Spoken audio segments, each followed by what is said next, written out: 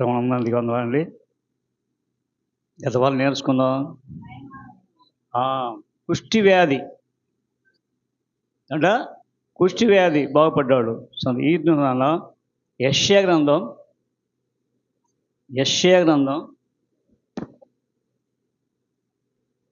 38వ అధ్యాయము మొదటి నుంచి.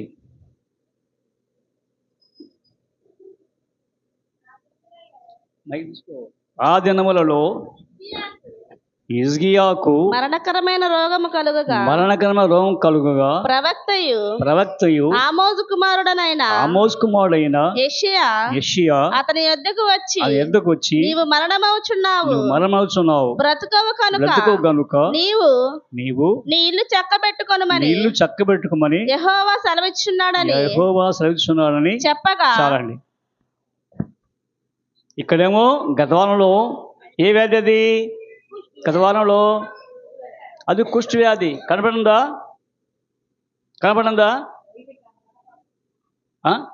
ఇప్పుడు యుద్ధంలో ఎలా తీసుకుంటారు? కుష్టి వ్యాధి తీసుకుంటారా?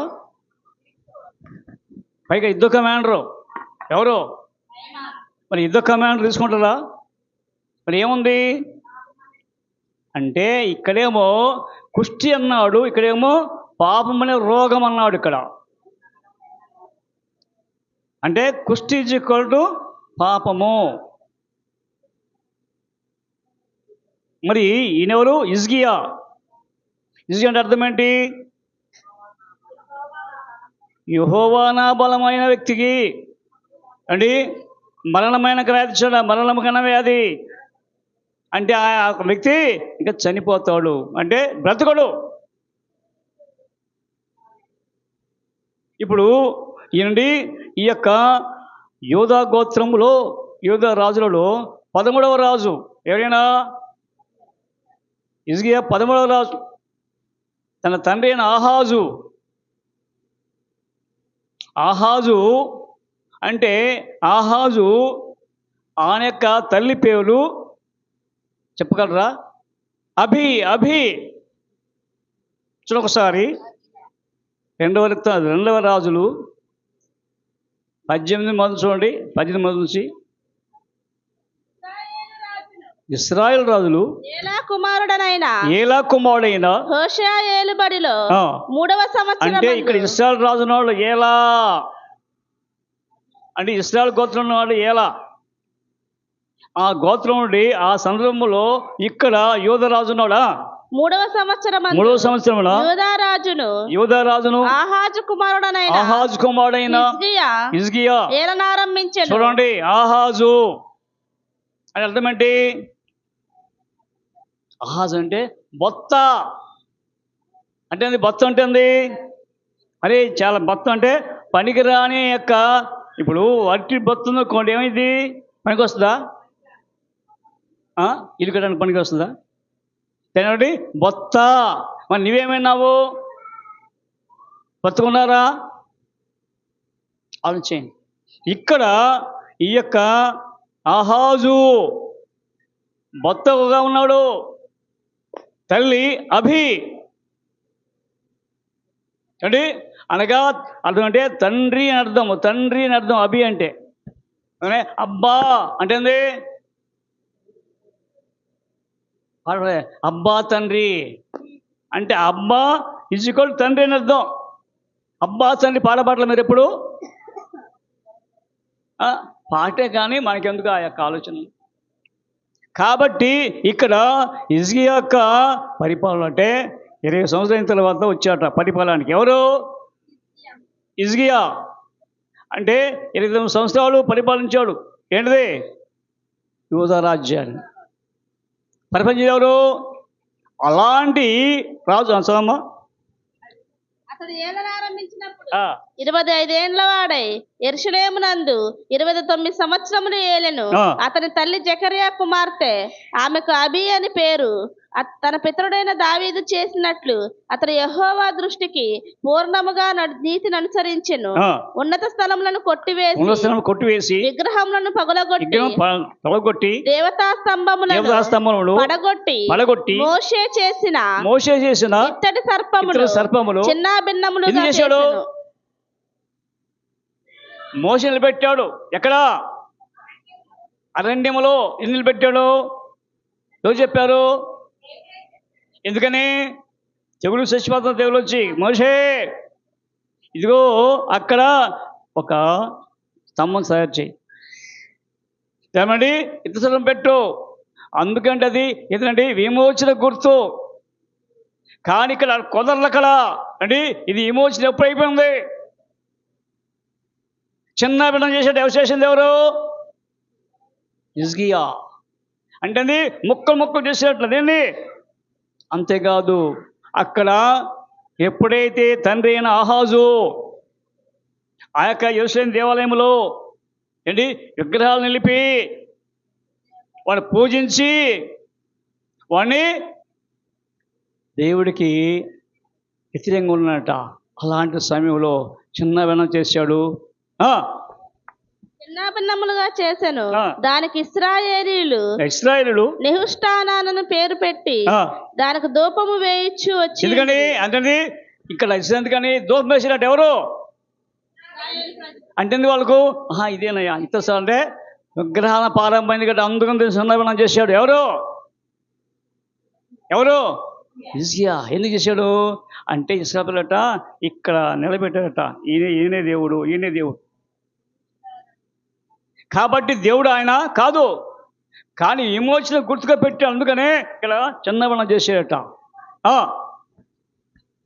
దానికి ఇశ్రాయేలీయులు నెహుష్టానాను పేరు పెట్టి దానికి ధూపము వేచి వచ్చి ఉండి అతడు ఇశ్రాయేలీయుల దేవుడైన యెహోవా యందు విశ్వాసముంచిన వాడు. ఇక్కడ యెహోవా యందు మంచి నమ్మకం. దేవుడికి అలాంటి నమ్మకం ఏం కలిగింది? రోగం వచ్చింది. రోగం వస్తే ఏం చేయాలట? అందుకనే తన యొక్క ప్రవక్త అయిన యెషయాను పంపించాడు. యెషయా నువ్వు వెళ్ళు, ఏదో రాజుగారు మనసులో ఉన్నాడేమో, వెళ్ళి చెప్పు, హిజ్కియా నీవు మన మనసున్నావు నృపదు కాబట్టి నీళ్ళు చక్కబెట్టు. ఎందుకు పెడతావు? చక్క పెట్టుకోవటం ముసలి అయిపోయాడు కదా. ఇప్పుడు 25 సంవత్సరాలు వయసులో 25 ప్లస్ 29 ఎన్ని సంవత్సరాలు? 54 సంవత్సరాలు వ్యక్తి ముసలి కాకుండా. కాబట్టి నీళ్ళు చక్క పెట్టుకో. ఇల్లంటే ఉంది, ఇల్లంటే ఉంది, కుటుంబం అంటే ఉంది, కుటుంబం అంటే అందరూ అంటే నీ కుటుంబంలో ఎంతమంది వాళ్ళందరూ కుటుంబము అది. ఎందుకంటే వాళ్ళందరూ కుటుంబం. ఎవరు? ఎవరైతే అంటే దాన్ని హౌస్ హోల్డర్ ఇంగ్లీషు ఏంటి హౌస్ హోల్డర్స్ అంటే హౌస్ హోల్డర్స్, ఓనర్ కాదు. అంటే ఆ యొక్క నివాసం చేసే ఆ యొక్క కుటుంబము. కాబట్టి ఇదిగో నీకే కాదు నీ కుటుంబం కూడా వస్తుంది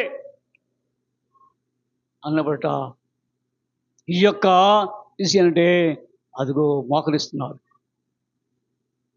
ఎప్పుడైతే చెప్పి వెళ్ళిపోయినట్టు ఎవరు చెప్పింది? యెషయా ప్రవక్త చెప్పి బ్రతుకో నీ ఇష్టం, నీళ్ళు చక్కబెట్టుకోండి. ఇప్పుడు సమయం ఇస్తున్నాడు దేవుడు. అందుకు మనకేంటి? నీకు నాకు సమయం ఇచ్చే జాగ్రత్త. నీ జీవితం ఎలా ఉంది? గత కాలంలో చేయడానికి కాలం చేసావు, కానీ ఇప్పుడు కుదరదు. ఇప్పుడు నీళ్ళు చక్కబెట్టుకో. ఎవరు పట్టుకోరు, ఎవరు ఇల్లు వాళ్ళు. అంతేగాని నేను ఇల్లు వేరు ఇల్లు చక్కబెట్టలేను. చక్కబెడతా? నీ బిడ్డకు నువ్వు భయం చెప్తావా లేదా వేరే వాళ్ళు భయం చేస్తావు నువ్వు? ఏమంటే కానీ అందుకని ఇల్లు చక్కబెట్టుకో. వాడు ఏం చేశాడు? 38వ అధ్యాయం.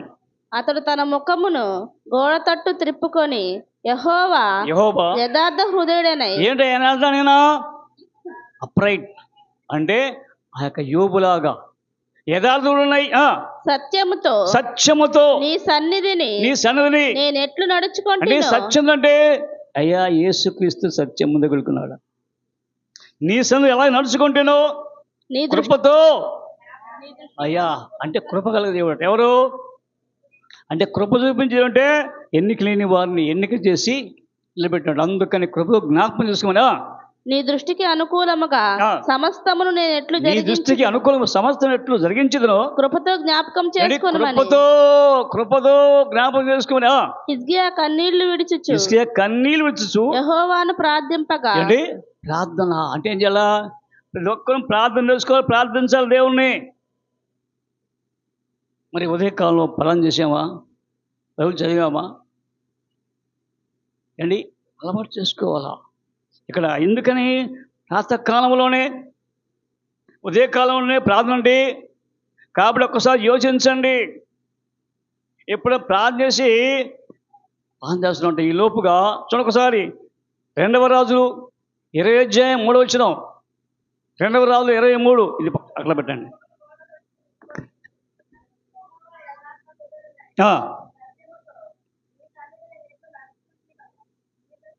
నీ అనుకూలముగా సమస్తములు నేనెట్లు జరిగించిదనో జరిగించిదనో కృపతో జ్ఞాపకం చేసుకొనమని హిజ్కియా కన్నీళ్లు విడుచుచు యెహోవాను ప్రార్థించెను. యెషయా నడిమిశాలలో నుండి అవతలకు వెళ్ళక మునుపే యెహోవా వాక్కు అతనికి ప్రత్యక్షమై ఈలాగు సెలవిచ్చెను, నీవు తిరిగి నా ప్రజలకు అధిపతివై హిజ్కియా ఎద్దకు పోయి అతనితో ఇట్లనము, నీ పితరుడైన దావీదునకు దేవుడు యెహోవా నీకు సెలవిచ్చినదేమనగా నీవు కన్నీళ్లు విడుచుట చూచితిని. చూడండి, ఎప్పుడు ఇక్కడ యెషయా ఎంత దూరం వెళ్ళాడు? మధ్యగది నడిమిశాల మధ్యగది మిడిల్ రూమ్ అంటే చివరిలో ఉన్నాడు. ఎక్కడ ఉన్నాడు? అక్కడ చివరిలో ఉన్నాడు ఆయన.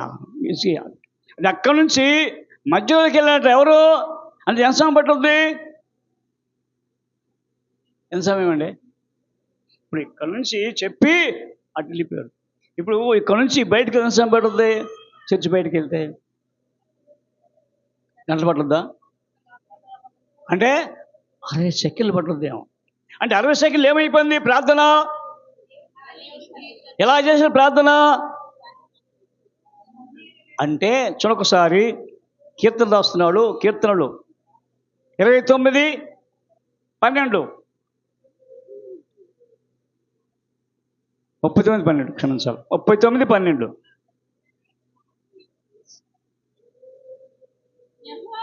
యెహోవా అయ్యా అంటే ఎన్ని సంవత్సరాలు నడిచాడు తెలియదు. అంటే 1 సెకండ్ చాలా ప్రాముఖ్యమాట. 60 సెకండ్లో 1 నిమిషం. అంటే 1 సెకండ్ ఏమైంది?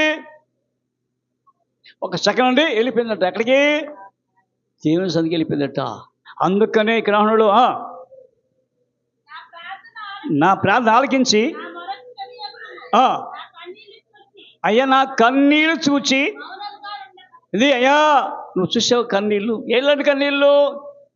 ఎలాంటి వచ్చినాయి కన్నీళ్ళు? పైకి రావటం కాదు, నీ యొక్క ఆంతరం నుంచి రావాలి, ఆంతర్యములో. అందుకనే చూడొకసారి యేసుక్రీస్తు పరిశుద్ధ ఇంట్లో భోంచేస్తుండగా భోజనానికి కూర్చున్నాడు. ఒక పాపంతురాలు స్త్రీ వచ్చింది. ఎంత తట్టుకొచ్చింది అండి? ఎంత తట్టుకొచ్చిందండి? కన్నీళ్ళు కారుస్తుంది. ఎందుకని? ఆయన యొక్క వీపు వెనుక అంటే ఎక్కడైనా కానీ ఆయన యొక్క అంటే ఆ యొక్క ఆకర్షణ ఏంటంటే ఆయన చూస్తే నీలో పాపం పట్టబయలే ఉంది. ఎన్ని పాపాలు చేసిందో ఆమె పేరే పాపంతురాలు. ఆమె కన్నీళ్ళు కారుస్తుంది. కన్నీళ్ళు ఎందుకని? అందుకనే మన యొక్క పాపాలట అండ్ ఒక్కసారి చూస్తే 90 కీర్తన చూస్తుంటే అంటే మన యొక్క పాపాలు, రహస్య పాపాలు బట్టబడినడి నీకు వెలుగు కలగానే అని ఎప్పుడు ప్రకాశముతో ఆ యొక్క వెలుగు అయ్యోదట. పాపాలండి బట్టబడేదట. ఎందుకని? ఇప్పుడు కాదు, ప్రతి మనకేం తెలుసు? పాపం చేస్తాం, వచ్చి కూర్చుంటాం, కథ కదట. అక్కడ మాత్రం తెలిసిపోద్ది. వాళ్ళకి వెళ్ళేసరికి గజగలాడిపోతావు.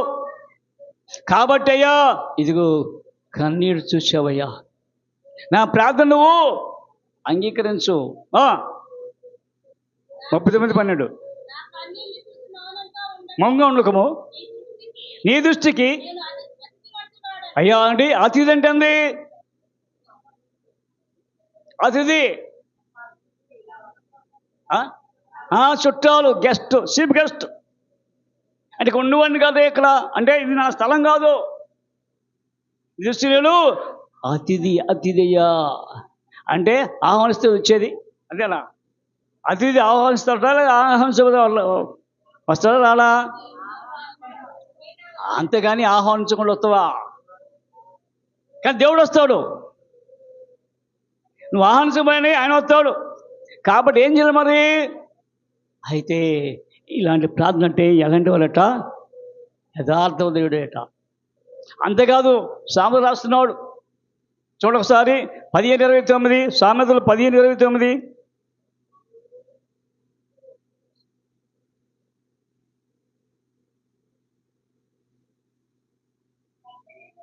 భక్తిహీనులకు ఏమండి మరి ఈయన భక్తిహీనుడా భక్తి గలవాడా? ఇప్పుడు ఇజ్గియా భక్తి గలవాడా భక్తిహీనుడా? భక్తి గలవాడే. మరి ఇప్పుడు దగ్గర ఉంటాడా దూరంగా ఉంటాడా? భక్తిహీనులకు మాత్రం ఏమైనాడు దేవుడు? ఇప్పుడు చదువు కింద వచ్చిన కింద మాట. నీతిమంతుల ప్రార్థన నీతిమంతుల ప్రార్థన అంకిరించాడట. ఎప్పుడైతే అంకిరించాడో ఎల్లో చెప్పు యెషయా చెప్పాడట, అయ్యా దేవుడు చెప్పాడా, నీవు కన్యుడు చూచి నీకు మళ్ళీ 15 సంవత్సరాలు ఆశిస్తున్నాడయ్యా. ఎన్ని సంవత్సరాలు? 15. 54 + 15 ఎంత?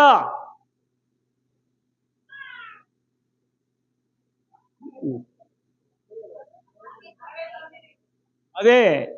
కానీ టక్కన రావు.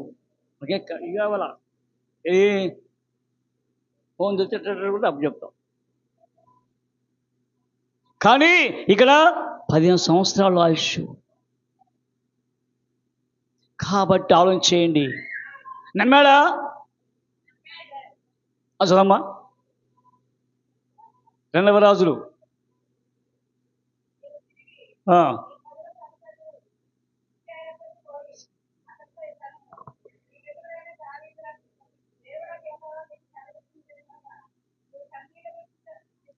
చూచితిని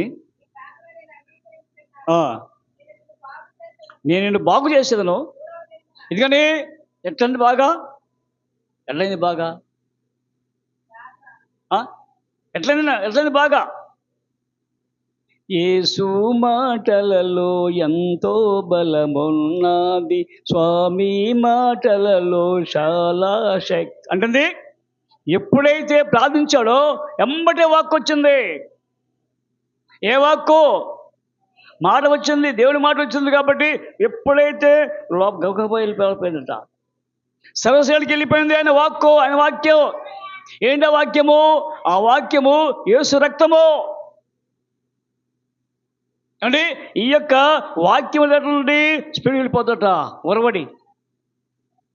అందుకని అక్కడ రాస్తున్నాడు ఎఫెసు పత్రికలో. అది ఎఫెసు పత్రికలో 6వ అధ్యాయంలో, అయ్యా ఇదిగో ఎట్లా స్నానం చేస్తావా? కాబట్టి ఎప్పుడైతే లోపల మీకు మన దుష్టత్వం ఉందో మొత్తం ఆయన కడిగి రాస్తాడు. ఎప్పుడైతే ఆ యొక్క మాట వచ్చండి, స్వస్థించాడు దేవుడా.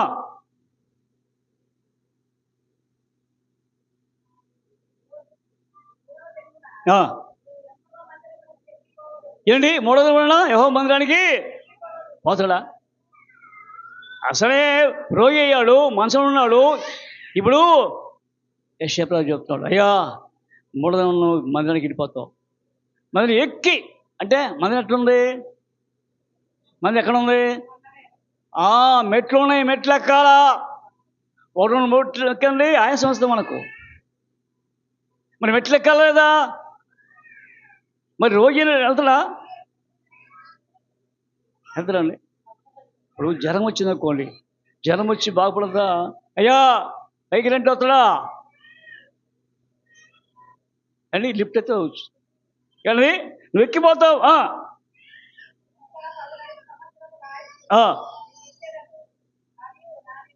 నా నిమిత్తము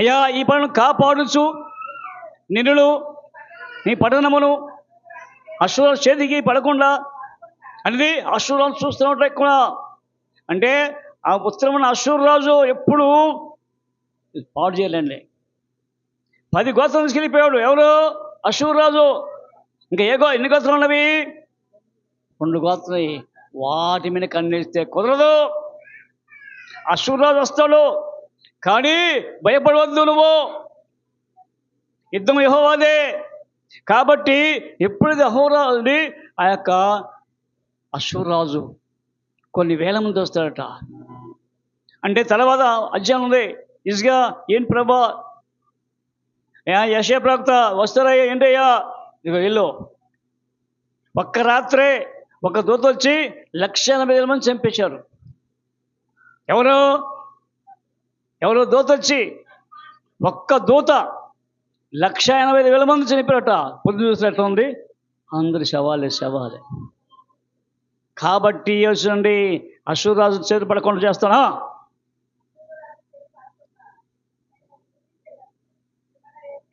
మిమ్మల్ని యెషయా అంజూర పండ్ల ముద్ద తీసుకొని ఏంటి అంజూర ముద్ద ఎవరు ఆ ముద్ద యేసుక్రీస్తు యొక్క రక్తము ఆ ముద్ద తీసుకొచ్చి ఆయన గాయపెట్టాడట అంటే ఏముంది అనుకో ఈ వ్యాధి ఏ వ్యాధి మరణం వ్యాధి అంటే ఈ లోకంలో ఏంటి మరణం వ్యాధి క్యాన్సర్ మందు ఉందా లేనే లేదు కొద్దిగా ఉపశాంతి ఇస్తుంది తర్వాత చనిపోవాల్సిందే కానీ ఈ యొక్క రక్తముతో కడిగితే శుద్ధి అవుతానికి ఏముండదు అక్కడ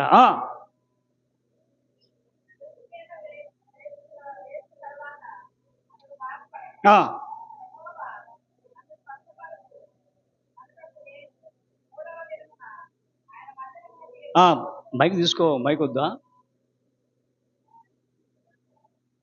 3 దిన మందిరమునకు ఎక్కిపోవదును నన్ను స్వస్థపరచుచు ననుటకు నేను 3వ దినమున ఆయన మందిరమునకు ఎక్కిపోవదును అనుటకును సూచన ఏదని హిజ్కియా యెషయాను ఎవరికి హిజ్కియాకి మనకు మనకేమన్నా ఇంకా చూసినట్టుంది ఏది అద్భుతం కావాలా బాగుపడ్డాడు ఆయన కానీ చూసినట్టు మాకు ఇండికేషన్ ఏంటి ఎవరు అడిగట యెషయా అడిగట ఏంటి చూసినట్టయ్యా నువ్వేం మూడు మందిరానికి వెళ్తానన్నా 3 రోజులు వెళ్ళిపోతున్నట్లు మందిరానికి మరి ఏది అన్నప్పుడు ఏమంటాడు లేచి చూసి అడిగాడట ఎవరు యెషయా ఇట్లా నేను తాను సెలవిచ్చిన మాట యెహోవా నెరవేర్చుననుటకు ఎప్పుడైతే యెహోవా సెలవిచ్చిన మాటలు నెరవేర్చుటకు ఆయన దయచేసిన సూచన ఏదనగా నీడ ఆయన దయచేసిన యొక్క సూచన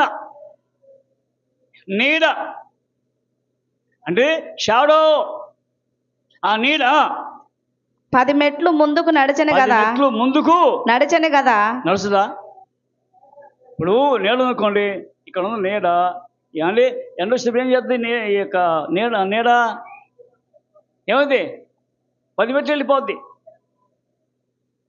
అవునా కదా ఇప్పుడు ఎండ అనుకోండి అంటే ఇక్కడ ఉంటుంది ఎండ అంటే ఎప్పుడైతే ఎండ ఉండి మొత్తం అర్థమవుద్ది 10 మెట్లు 10 మెట్లు ముందుకు నడిచిన కదా అది 10 మెట్లు వెనుకకు నడిచిన ఎడల 10 మెట్లు వెనుకకు వస్తుందా ఏమండి 10 మెట్లు ముందుకెళ్ళొద్ది 10 మెట్లు వెనక్కి వస్తుందా వస్తుందా చెప్పండి వస్తుందా నువ్వు చెప్పట్లా ఇప్పుడు సూర్యుడా ఆగిపో చంద్రుడా అయ్యలో నిలువు దివ్య నిలువు అంటే నిలబడిందా మరి దేవుని వాక్యం ఏంటి వినపడింది 10 మెట్లు అంటే ఎనికి వెళ్ళిపోద్ది మనకండి అసాధ్యమే ముందుకెళ్ళిపోద్ది కానీ నీడ అంటే అట్లా ఉంటుందా వెనకనుకు నీడ ఉన్నది మన ఎత్తి మీద ఉంటుంది నీడ కింద ఉంటుంది తర్వాత అటు వెళ్ళిపోద్ది కానీ ఇక్కడ అంటే అడ్డు కాదు ఎట్లా నేను నీడ 10 మెట్లు ముందరకి నడుచుట ఆ, అల్పము గాని అల్పం అంటే సాధ్యమేనయ్యా. 10 మెట్లు ముందు అంటే మంచిదే, అల్పమే అది. అల్పం అంటే అల్పం అంటే అల్పం అల్పం అంటే కొంచెమే, తక్కువే. అల్పం అంటే తెలియదు మీకు? అల్పులు అంటే తక్కువ వారని, ఎన్నిక లేని వారని. అల్పము గాని నీడ నీడ 10 గడులు 10 గడులు వెనుకకు నడుచుట. మెట్లని అర్థం అండి. మనకండి మెట్లు అంటే తెలుగులో అంటే గడులు అంటే ఒక్క గడి. ఎన్ని గడులంట? ఏంటది తెలుగు పదం అంటే? గడులు. ఈ గడి కాదు, గడి అంటే గడులు అది కాదు, గడులు. 10 గడులు వెనుకకు నడుచుట చాలును. ప్రవక్త యగు యోషియా యెహోవాను ప్రార్థింపగా ఆయన ఆహాజు గడియారపు పలక మీద 10 మెట్లు. అయ్యా ఇదేంది గడియార పలక? అదేంటది? పలకే అది. ఏంటి గడియారము ముళ్ళు కాదు అండి, పలకే అది. ఇది వెనకంతా పలకే. ఆ గడియారం చూపిస్తున్నట 10 మెట్లు ముందరకి నడిచిన. చూడండి, ఇప్పుడు గడియారం ఉందుకోండి, ఇటు తిరుగుద్దా ఎక్కువ. ఇప్పుడు గడియారం ఇటు తిరుగుద్ది కదా, ఏ క్లాకు? Anti clock. ఇటు తిరుగుద్ది, వెనక్కి తిరుగుద్దా? మరి ఇప్పుడు తిరుగుద్దంట. ఏంటది? గడియార పలక తీసుకొని అది 10 గడులు అంటే అది గది అంటే 12, 20 అనుకుందాం. కాబట్టి అన్ని గదులు అంటే వస్తాయి వెనక్కి. ముందరకి నడిచిన నీడ 10 మెట్లు వెనుకకు తిరిగి పోవునట్లుగా చేసాను. అంటే చేసేట ఎవరు? వచ్చేట చూడు, నేను చూస్తున్నట్ట. ప్రాక్టికల్ ఎవరికి ఈజీగా చూపిస్తుందండి. ఇదిగో చూడు, ఎలా ఉందా? కొన్ని నిలబడు. వెళ్ళిపోయింది. మళ్ళీ కానీ వెనక్కి వచ్చింది. వెనక్కి ఇటుంటే నేను ముందుకు వచ్చింది, ఇప్పుడు వెనక్కి వెళ్ళిపోయింది. అంటే ఎంత నమ్మినా కానీ ఏం లేదంటే మనకేముంది? ఏముంది? కొద్దిగా అల్ప విశ్వాసం అండి. యేసుప్రభు ఉంటే ఎవరిని అల్ప విశ్వాసం అంటే? ఎవరిని?